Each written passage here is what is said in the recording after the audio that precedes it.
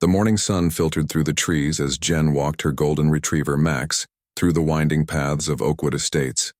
The community garden bloomed with spring flowers, their sweet scent filling the air. Max trotted beside her, his service vest clearly visible against his golden fur. With each step, Jen felt the familiar comfort of having him nearby, the loyal companion who had changed her life after she returned home from military service. "Morning, Jen," called Mr. Wilson from his porch. The older man waved as they passed. "Max looking sharp as always," Jen smiled and waved back. These simple exchanges meant everything to her now. 2 years ago, she could barely leave her apartment. The panic attacks would come without warning, heart racing, hands shaking, the world spinning around her. That was before Max. The highly trained service dog could sense her anxiety building before even she noticed it, gently pressing against her leg or placing his head in her lap when she needed grounding. "Don't know what I'd do without you, buddy," she whispered, reaching down to scratch behind his ears. Max looked up at her with those understanding brown eyes that somehow always knew exactly what she was feeling. Their morning walks had become a cherished routine.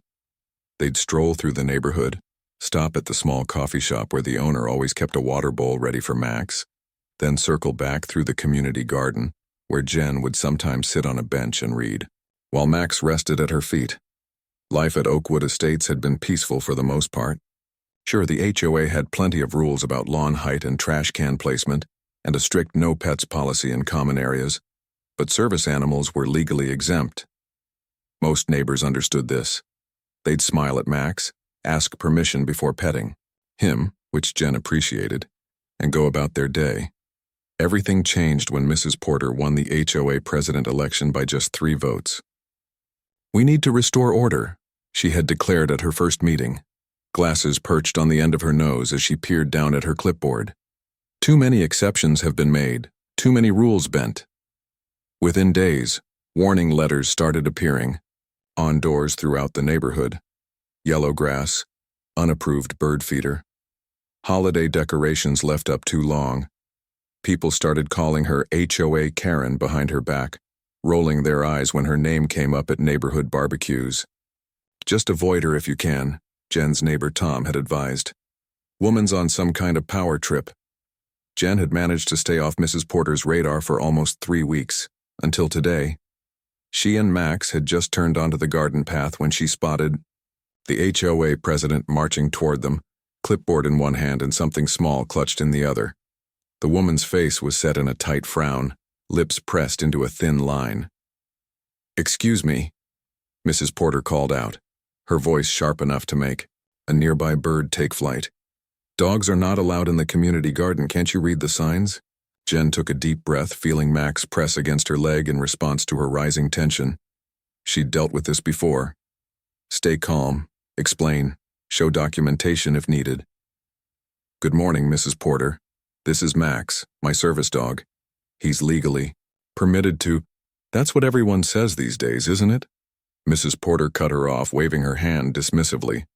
"Every dog is suddenly a service animal when the rules become inconvenient." Jen felt her chest tighten but kept her voice steady. "I understand your concern for the rules. I have his certification and my documentation right here." She reached for the folder she always carried in her bag. Papers she shouldn't have to show but kept handy for moments exactly like this. Mrs. Porter didn't even glance at the outstretched documents. "Do you know how many fake certificates are sold online? $50 and suddenly your pet can go anywhere." Her voice grew louder with each word. "The garden has signs clearly stating no dogs. That includes your dog." People were starting to look now. An older couple on a nearby bench. A man watering the community flowers. Jen felt her face grow hot under their stares. Max sensed her discomfort, pressing closer to her side. "Mrs. Porter, I'm a veteran. Max helps me with my disability.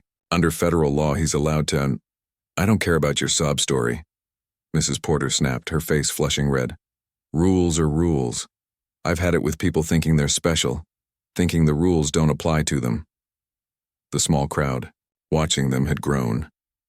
Jen spotted her neighbor Tom approaching with concern on his face, but Mrs. Porter wasn't finished. She took a step closer, jabbing a finger toward Max. "That dog needs to leave now, or there will be consequences." Something in her tone made Jen's stomach drop. She glanced down at Mrs. Porter's hand, noticing for the first time what the woman was clutching. A small canister with a finger-sized button on top. "Mrs. Porter," Jen said slowly, taking a protective step in front of Max. "What exactly are you planning to do?" The woman's eyes narrowed. "Whatever it takes to enforce the rules that everyone else has to follow." A chill ran down Jen's spine.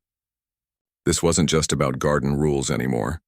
The look in Mrs. Porter's eyes told her this confrontation was about to take a dangerous turn, one that would change both their lives forever. The tension in the garden was thick enough to cut with a knife. Mrs. Porter's hand tightened around the small canister, her knuckles turning white.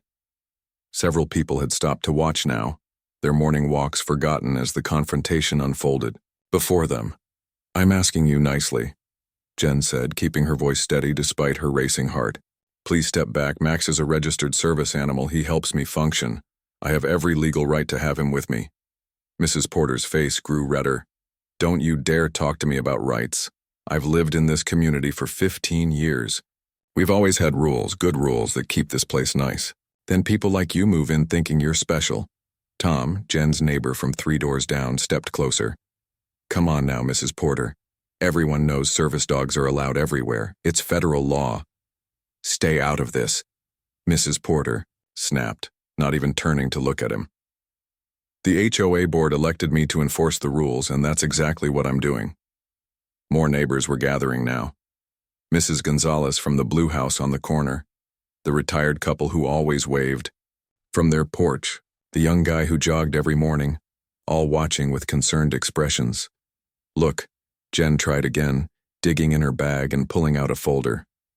"Here's all his paperwork, his training certification, my medical documentation, everything. Service animals are protected under the Americans with Disabilities Act." Mrs. Porter barely glanced at the papers. "Anyone can print fake certificates from the internet these days. That doesn't make your dog special." Max sensed the tension, pressing closer to Jen's leg. He was doing exactly what he was trained to do, staying calm and providing support during moments of stress. His eyes remained fixed on Jen, completely focused on his job. "Mrs. Porter," called a deep voice from the crowd. Mr. Reynolds stepped forward, leaning on his cane. The former judge had lived in the corner house since before the community was even built. "I may be retired, but I still know the law. That young lady is correct. Service animals are exempt from HOA restrictions. It's not just a rule, it's federal law." For a moment something flickered across Mrs. Porter's face. Doubt, perhaps. But then her jaw set firmly again. "I'm the HOA president, and I say that dog needs to leave the garden now."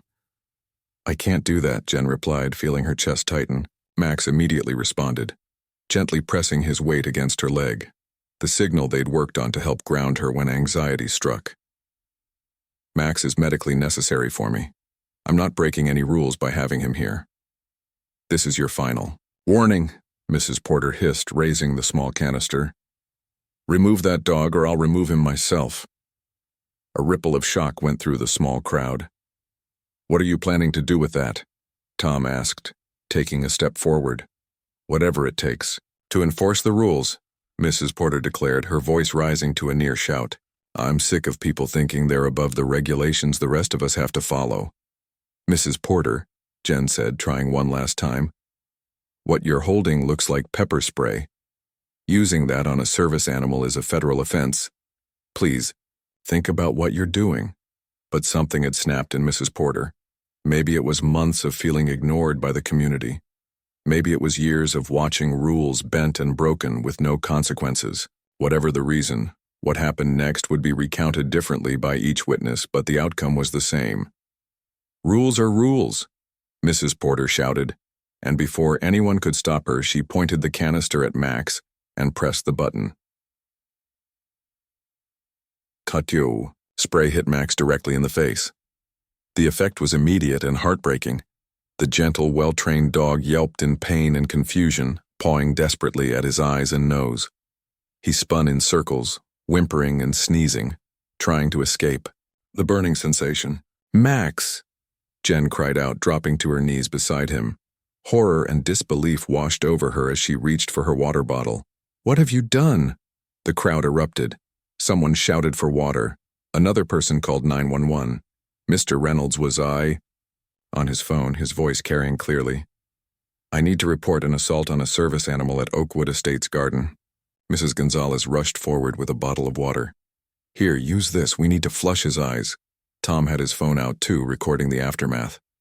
Everyone saw what happened, he said firmly. This is completely unacceptable, as Jen frantically tried to help her suffering companion.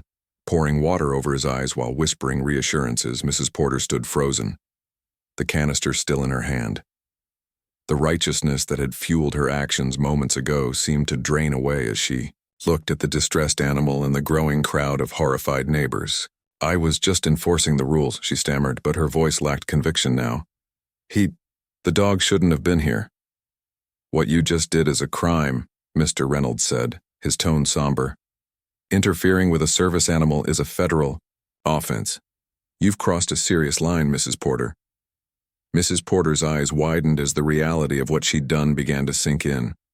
She backed away slowly, tucking the pepper spray into her pocket. I was just doing my job, she repeated more to herself than anyone else, just enforcing the rules. No one tried to stop her as she turned and hurried away toward her house. They were all too focused on helping Jen and Max. Someone brought a clean towel. Another neighbor who worked as a vet tech knelt beside Jen, offering assistance. Keep flushing his eyes with water, she advised. The effects are temporary, but we should get him to a vet as soon as possible. As sirens sounded in the distance, Jen held Max close, tears streaming down her face. The loyal dog, despite his pain, tried to lick her hand, still focused on comforting her even when he was the one suffering. It's going to be okay, buddy, she whispered, her voice breaking. I promise. What had started as a simple morning walk had turned into something none of them could have imagined. And as police, cars pulled up to the entrance of the garden. It was clear that this confrontation was only the beginning. The next few hours passed in a blur for Jen. The local animal hospital was bright and sterile, smelling of disinfectant and pet food. She sat in the waiting room, hands still trembling slightly, as the veterinarian examined Max. The police officers, who had responded to the scene, Officer Rodriguez and Officer Patel, sat across from her, notebooks open. I've written down your statement, Officer Rodriguez said, his voice gentle. And we've collected statements from 7 witnesses. Everyone's account matches. Mrs. Porter deliberately sprayed your service dog with pepper spray after being informed multiple times that he was protected under federal law. Jen nodded, her eyes fixed on the examination room door. Is she going to get away with this? Just a slap on the wrist and a warning? The officers exchanged glances. Actually, Officer Patel said, leaning forward, what Mrs. Porter did is much more serious than she probably realized. Interfering with a service animal isn't just mean or against HOA regulations. It's a federal offense. A federal offense? Jen repeated, surprised despite everything. Really? Officer Rodriguez nodded firmly. The Americans with Disabilities Act provides strong protections for service animals. Deliberately interfering with a service animal's ability to perform its duties, especially causing harm to the animal, can result in serious criminal charges. We've already been in touch with the district attorney's office, Officer Patel added. They're taking this case very seriously. Before Jen could respond, the examination room door opened and Dr. Lee emerged with Max walking beside her. His eyes were still red, but he looked much better than he had in the garden. When he spotted Jen, his tail began to wag. Max!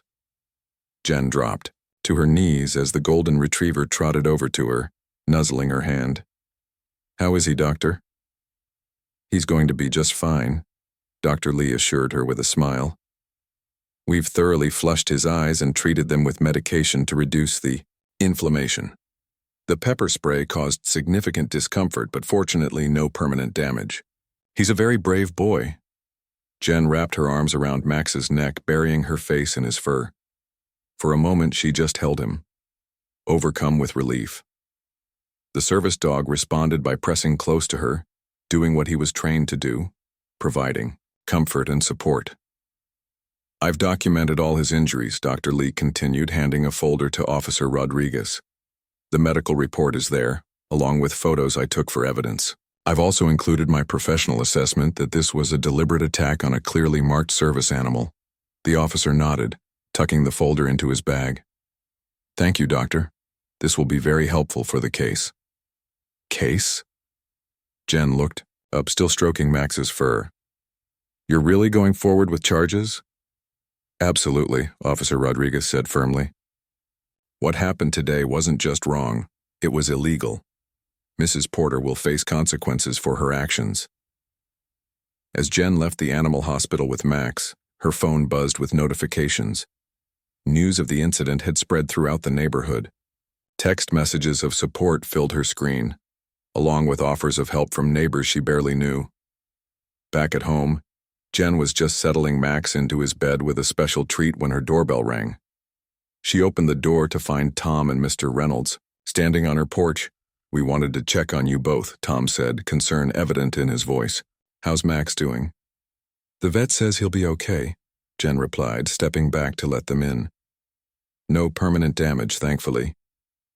Mr. Reynolds lowered himself carefully onto Jen's couch, his old joints creaking. I spoke with my former colleague at the courthouse, he said without preamble. The district attorney is taking this case seriously. They're charging Mrs. Porter with interfering with a service animal, which is a federal offense, along with animal cruelty. Jen blinked in surprise. That quickly? There are multiple witnesses and video evidence, Tom explained, pulling out his phone. I recorded everything right after it happened. So did Mrs. Gonzalez and that jogger who always wears the bright green shoes. Clear as day, showing exactly what she did. She's probably sitting at home right now thinking this will all blow over, Mr. Reynolds said, shaking his head. She has no idea what's coming her way. As if on cue, Jen's phone rang. The caller ID showed a local news station. They've been calling all afternoon, she sighed. I don't know what to say to them.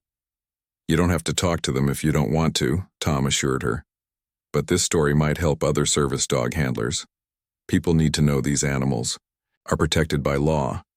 After her visitors left, Jen sat on her living room floor beside Max, gently petting his still sensitive face. I never wanted any of this, she whispered to him. Just our quiet walks and peaceful life. Max responded by resting his head on her lap, his warm brown eyes fixed on her face. Even after what he'd been through, his focus remained on her well-being. Typical Max, always on duty. The next morning brought an unexpected knock at her door. When Jen opened it, she found a well-dressed woman with a leather briefcase. Ms. Carter? I'm Lisa Wu from the district attorney's office. She introduced herself, offering a business card. May I come in? I'd like to discuss the case against Mrs. Porter. Across the neighborhood in her immaculate colonial-style home, Mrs. Porter was experiencing a very different kind of morning. Her doorbell rang at exactly 8:15 a.m.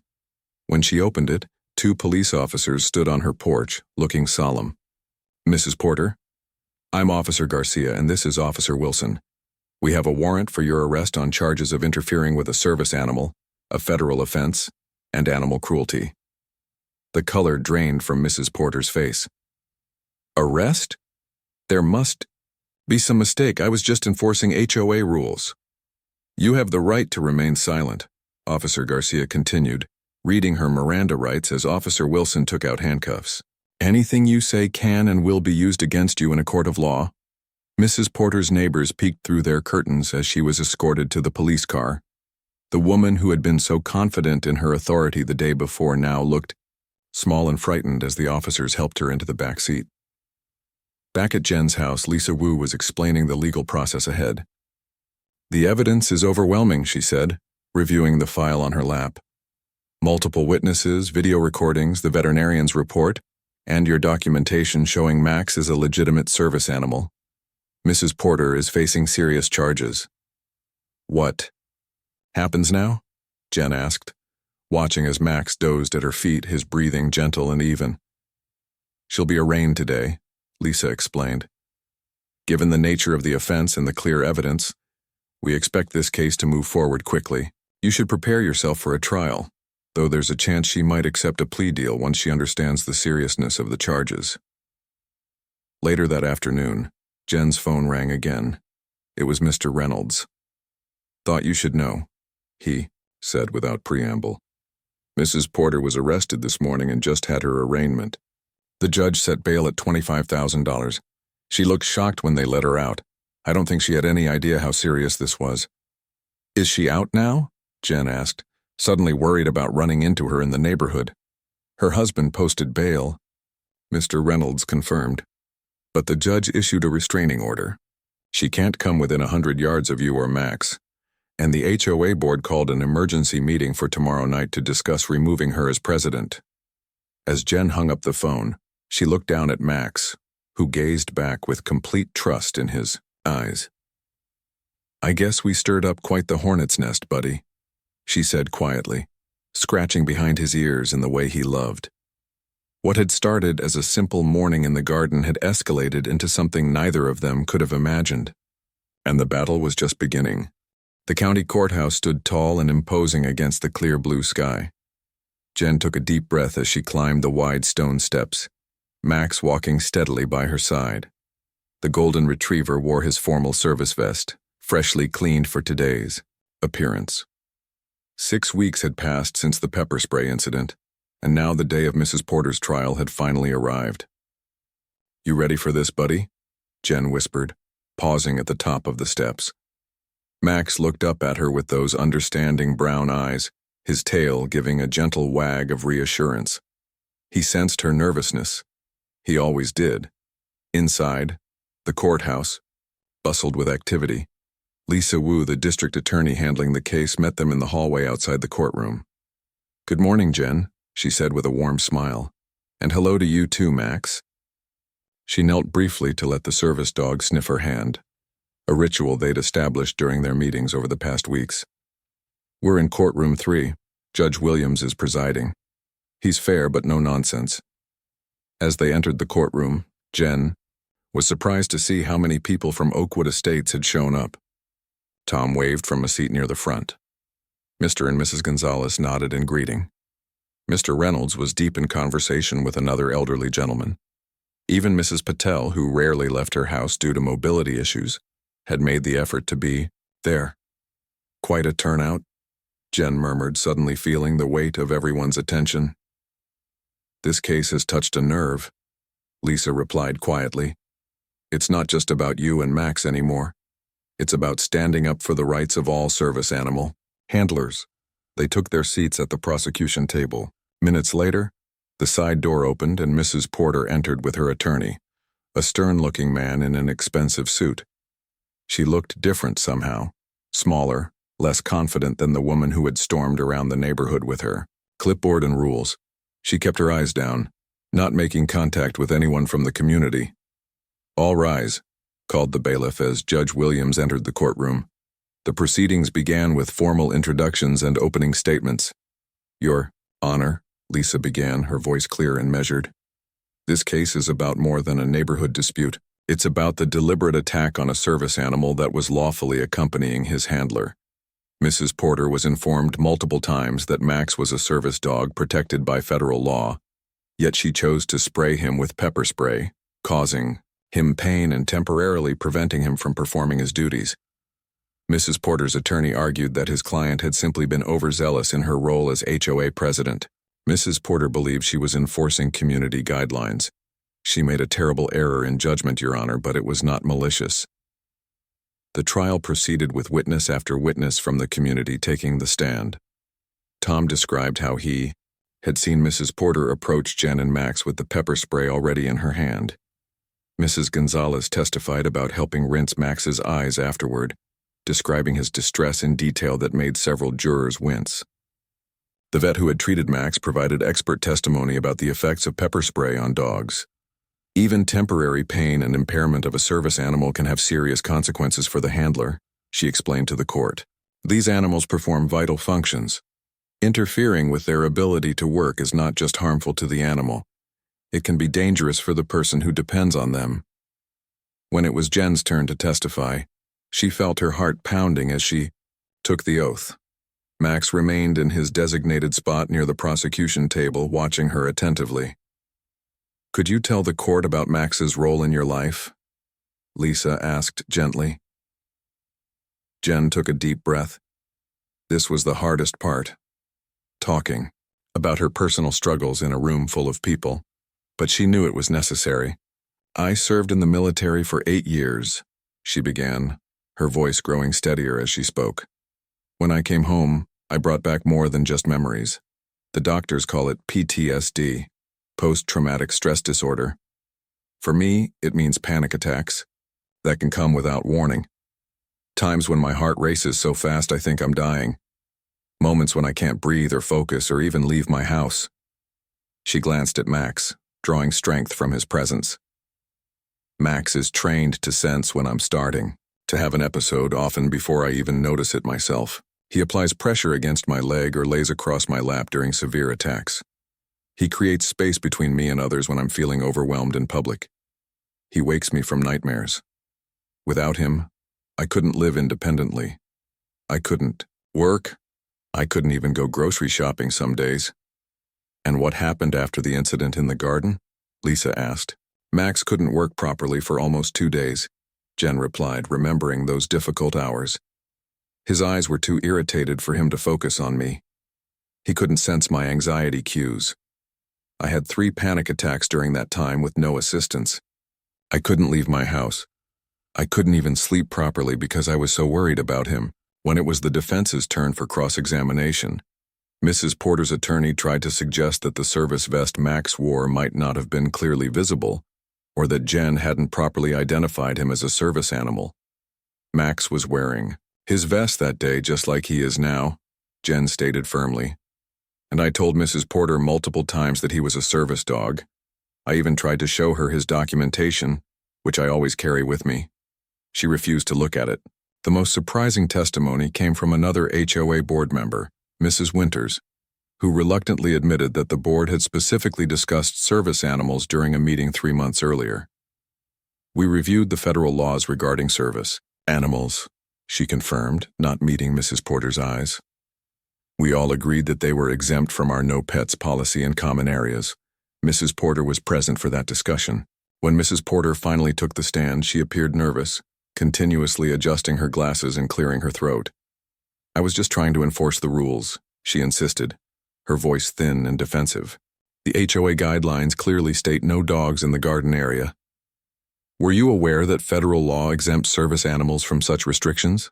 Lisa asked during cross-examination. "I may have heard something about that," Mrs. Porter admitted, reluctantly. "But people abuse those exemptions all the time. Everyone claims their pet is a service animal these days." "So you took it upon yourself to determine that Max wasn't a legitimate service dog?" Lisa pressed. "Despite his vest, despite Ms. Carter's explanation, despite her offering to show you documentation," Mrs. Porter shifted uncomfortably. "I was just doing my job. Your job as HOA president gave you the authority to enforce community guidelines through proper channels, sending violation notices, imposing fines, that sort of thing," Lisa pointed out. "Did it give you the authority to use pepper spray on an animal?" The courtroom fell silent as Mrs. Porter had no answer. After 3 days of testimony, the case went to the jury. They returned after just 4 hours of deliberation. Jen held her breath as the jury foreman stood. "On the charge of interfering with a service animal, we find the defendant guilty. On the charge of animal cruelty, we find the defendant guilty." A murmur ran through the courtroom. Mrs. Porter seemed to deflate in her seat, her face pale with shock. Her attorney placed a hand on her shoulder, whispering something in her ear. Judge Williams scheduled the sentencing hearing for the following week and adjourned the court. As Jen and Max made their way out of the courtroom, they were surrounded by neighbors offering congratulations and support. "Justice was served today," Mr. Reynolds said solemnly, leaning on his cane. "That's not something you can always count on, but today it was." Outside on the courthouse steps, Jen was surprised to find several unfamiliar faces waiting for her, people with service dogs of their own. A young man with a black Labrador, an elderly woman with a German Shepherd, a teenage girl with a small terrier in a service vest. "We came to show support," the young man explained, extending his hand. "When we heard about your case, well, many of us have faced discrimination, but few people are ever held accountable. What you did was brave." Jen shook her head. "I didn't do anything brave. I just stood up for Max. Sometimes that's the bravest thing of all," the elderly woman said with a knowing smile. "Standing up for those who stand by us." As they walked to her car, Jen felt a strange mix of emotions: relief that the trial was over, satisfaction that justice had been served, but also a touch of sadness for Mrs. Porter. The woman's life would never be the same. "What do you think, Max?" she asked as they drove home. "Did we do the right thing?" Max responded by resting his head on her shoulder from the back seat, his way of saying everything would be okay. And for the first time in weeks, Jen truly believed it would be. The courtroom was silent as Judge Williams adjusted his glasses, looking directly at Mrs. Porter. The sentencing hearing had been brief, with character witnesses speaking on both sides. Now everyone waited for the judge's decision. "Mrs. Porter," he began, his deep voice filling the room, "this court takes interfering with service animals very seriously. These animals are not pets.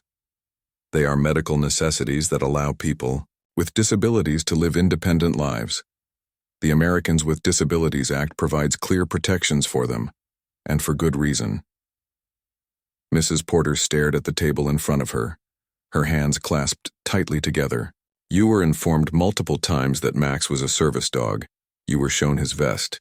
You were offered documentation. Yet you chose to spray him with pepper spray, causing him pain and temporarily preventing him from performing his duties for Ms. Carter." The judge shuffled through some papers before continuing. "I've considered your previously clean record and the letters from your friends attesting to your character. I've also considered the testimony about your history of aggressive enforcement as HOA president. Taking all factors into account, I sentence you to 6 months in county jail, a fine of $10,000, and 200 hours of community service to be performed at the local animal shelter after your release." A collective gasp went through the courtroom. Mrs. Porter swayed slightly, her attorney steadying her with a hand on her arm.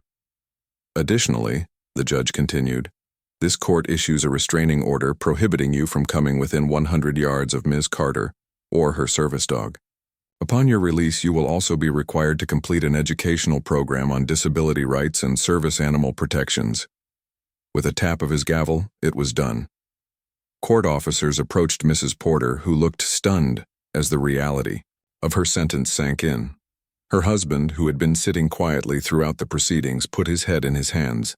Outside the courtroom, reporters clustered around Jen, microphones extended.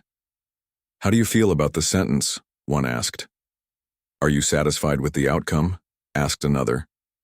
Jen hadn't expected this level of media attention. She looked down at Max, who pressed against her leg, sensing her discomfort with the crowd. "This was never about punishment," she finally said. "It was about standing up for the rights of service animals and the people who depend on them. I hope this case helps educate others about the important role these animals play and the legal protections they have." As the reporters continued shouting questions, Lisa Wu stepped in. "That's all for today," she said firmly, guiding Jen toward the exit. "My client has been through enough." In the weeks that followed, Jen found herself unexpectedly in the spotlight. Local news stations ran stories about the case. A disability rights organization asked her to speak at their annual conference. Her phone filled with messages from service dog handlers across the country, thanking her for standing up for their rights. "I never wanted any of this attention," she told Tom one evening as they sat on her porch, watching Max play in the yard. "I just wanted to walk my dog in peace." "Sometimes life puts us in positions we never expected," Tom replied, sipping his lemonade. "But look at the good that's come from it. The HOA has completely revised their policies. People are learning about service animal laws. You're making a difference, Jen." Max trotted up the porch steps and flopped down at Jen's feet with a contented sigh.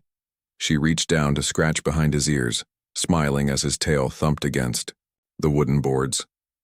"I guess we are, buddy," she murmured. We really are. 3 months passed. The media attention gradually faded. Life in Oakwood Estates settled into a new normal. The HOA, under Mr. Reynolds's leadership, held monthly educational sessions about community guidelines and legal exemptions. Neighbors who had previously ignored Jen now stopped to chat during her walks with Max, many asking thoughtful questions about service animals. One crisp fall morning, Jen's phone rang. The number was unfamiliar. Ms. Carter?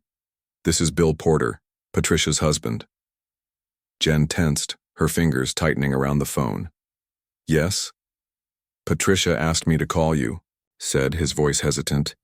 She's been in jail for 3 months now. She's been doing a lot of thinking, taking some classes they offer there.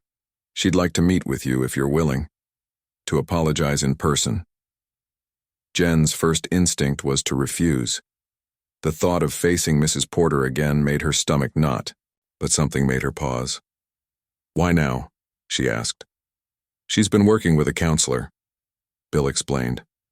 Part of her program is making amends, but it's more than that. She's truly sorry, Ms. Carter. What happened that day? It changed her. Prison has changed her even more. After a long silence, Jen agreed to meet at a coffee shop halfway between their homes once Mrs. Porter was released.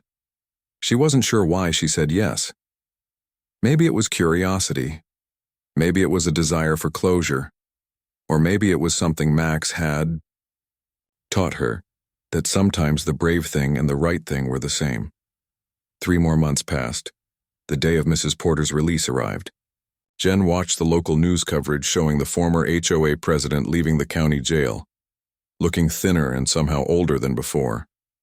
The reporters shouted questions about her experience and future plans, but she simply said, I've made mistakes. Now I need to make amends. 2 weeks later, Jen sat at a corner table in the coffee shop. Max settled at her feet. The bell above the door jingled, and Mrs. Porter walked in. She was alone, dressed in simple jeans and a sweater, a far cry from the perfectly pressed outfits she'd worn as HOA president. Her eyes scanned the room, landing on Jen and Max. For a moment she hesitated, then walked over. Thank you for agreeing to meet, she said quietly, not sitting down yet. Is it okay if I join you? Jen nodded, gesturing to the empty chair across from her. Mrs. Porter sat down, her eyes briefly dropping to Max before returning to Jen's face. He looks well, she said. He is, Jen replied simply. An awkward silence stretched between them. Finally, Mrs. Porter took a deep breath. I've rehearsed this 100 times in my head, she admitted. Now I'm not sure where to start. Why did you do it? Jen asked. It was the question that had haunted her for months. You knew he was a service dog. Why? Mrs. Porter's hands fidgeted with a napkin on the table. I wish I had a good answer. At the time, I truly believed I was just enforcing the rules. The rules were everything to me, black and white, no exceptions. But looking back now, she shook her head. I was on a power trip. Being HOA president was the first time in my life people had to listen to me. And when you challenged that authority, she trailed off, then forced herself to continue. It's no excuse. What I did was wrong, cruel and wrong, and I am so sorry. Prison must have been hard, Jen said, not ready yet to accept the apology. It was, Mrs. Porter admitted, but educational too. I took a class about disability rights. The instructor brings in his service dog, a black lab named Cookie. She helps him with his seizures. I learned so much about what these animals do, how they change lives. For the first time, she looked directly at Max. Would it be okay if I apologize to him too? The request surprised Jen. After a moment's hesitation, she nodded. Mrs. Porter carefully moved to kneel beside Max, keeping a respectful distance. I'm sorry, Max, she said softly. What I did to you was terrible. You were just doing your job, helping your person. I hope you can forgive me, even if she can't. Max watched her curiously, Then, to Jen's surprise, he stretched his nose forward to sniff Mrs. Porter's hand. The woman smiled tearfully. As they continued talking, something shifted between them. Not friendship, that would be asking too much, but understanding. Mrs. Porter told Jen about her plans to volunteer at the animal shelter even after her required hours were complete. Jen shared some stories about how Max had changed her life. When they finally parted ways, Mrs. Porter paused. "I'm moving away from Oakwood Estates," she said. "Fresh start in a new place where nobody knows my story. But before I go, I wanted you to know something. What happened between us, as horrible as it was, changed me. Made me a better person, I think, so thank you in a strange way." Jen watched her walk away, feeling a weight lift that she hadn't even realized she'd been carrying. Max nudged her hand, his warm eyes looking up at her expectantly. "Yeah, buddy," she said, scratching his favorite spot behind his ears. "I think we're done here. Let's go home." 6 months later, Jen stood at a podium in a conference hall filled with people and their service animals. As the keynote speaker at the annual Service Animal Awareness Day, she shared her story, the confrontation, the trial, and the unexpected meeting afterward. "What happened that day in the garden was terrible," she told the audience. "But look at the changes it sparked.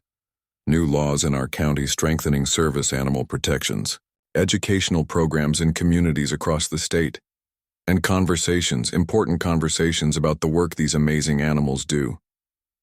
Max sat attentively beside her, his service vest gleaming under the lights. "The woman who attacked Max is a different person now. She writes to me sometimes from her new home telling me about the volunteer work she does educating people about service animal laws. People can change, communities can learn." After her speech, as people lined up to talk with her, a young girl, our